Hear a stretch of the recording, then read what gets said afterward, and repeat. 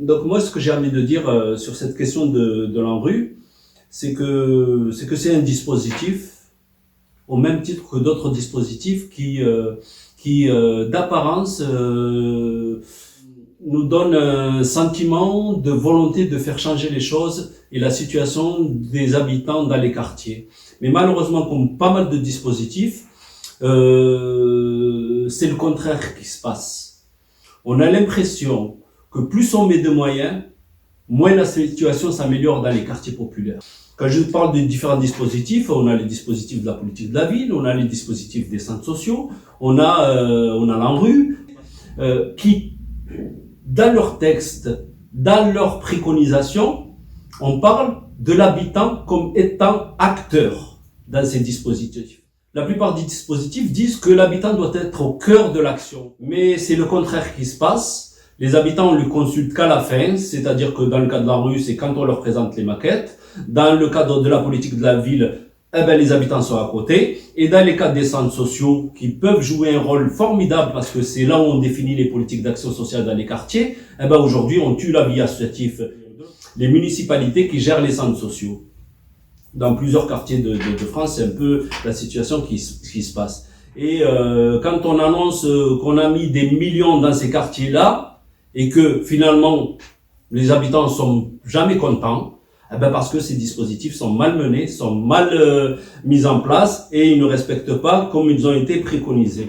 L'ANRU, comme il est réfléchi, mis en place et mené, c'est sans les habitants. Parce que dans ces immeubles-là, c'est qui habite? C'est pas les architectes qui ont réfléchi à la maquette. C'est pas les pouvoirs publics. C'est les habitants. C'est les locataires. C'est-à-dire que même dans la conception des logements, on aurait pu très bien mettre en place des animations ou des ateliers d'architecture participative qui permettraient aux habitants de réfléchir à leur futur logement, comment on le verrait, parce que c'est quand même eux qui y habitent dans ces logements-là. Ben non, on va te réfléchir à une conception et il n'est pas adapté aux vœux des habitants. Souvent, certains habitants, quand on leur propose un logement tout neuf, ils refusent et préfèrent rester dans leur HLM tout pourri parce que l'appartement n'est pas adapté à leurs vœux. Les chambres sont mal adaptées, la cuisine est dans le salon, etc., etc. C'est-à-dire que si on aurait voulu, parce que c'est beaucoup d'argent qui est mis en place dans ce dispositif-là, si on avait voulu faire en sorte qu'on réfléchisse à quelque chose dans le long terme pour que l'habitant soit bien chez soi, qu'on soit apaisé, qu'on soit dans un quartier où les gens sont responsabilisés dans la future construction pour que ça ne se dégrade pas aussi vite que ça l'est aujourd'hui dans nos quartiers, on aurait réfléchi à quelque chose de plus pertinent. Malheureusement, quand on a aujourd'hui un quartier qui bénéficie d'un dispositif ANRU, c'est que à côté de ça, on va te raser la mémoire du quartier. On va te raser là où il y avait de la vie associative, là où il y avait des habitants engagés et impliqués dans leur cité. Et de ce fait-là, tu n'as plus de lieu de rencontre et de retrouvailles des habitants ou de lieu de convivialité ou de lieu d'échange entre habitants. On va te mettre en place un projet de rénovation urbaine dans un quartier et de l'autre côté, on va te tuer la vie commerciale. D'un côté, on te tue la vie sociale et associative et de l'autre côté, on va te tuer la vie commerciale. C'est-à-dire que toutes ces situations, elles engendrent quoi?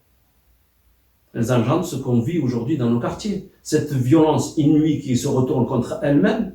Ces quartiers où aujourd'hui, où il y a beaucoup de souffrance, où les gens n'ont plus d'espoir, n'ont plus d'engagement citoyen, ne participent plus à la vie politique, ne votent plus, etc., etc., etc. Il faut avoir une certaine pédagogie, une certaine façon de s'adresser aux habitants. C'est pas en les traitant de cette manière-là. C'est que les gens qui payent leur loyer et leur charge à un moment, il faut qu'ils aient pour ce qu'ils payent, qu'on entretienne leur logement, qu'on entretienne leur environnement. Quand il y a un projet de rénovation urbaine, les gens vivent dans un chantier. Et c'est vrai que pendant 30 ans, on a l'impression, dans certains quartiers, de vivre le chantier éternellement.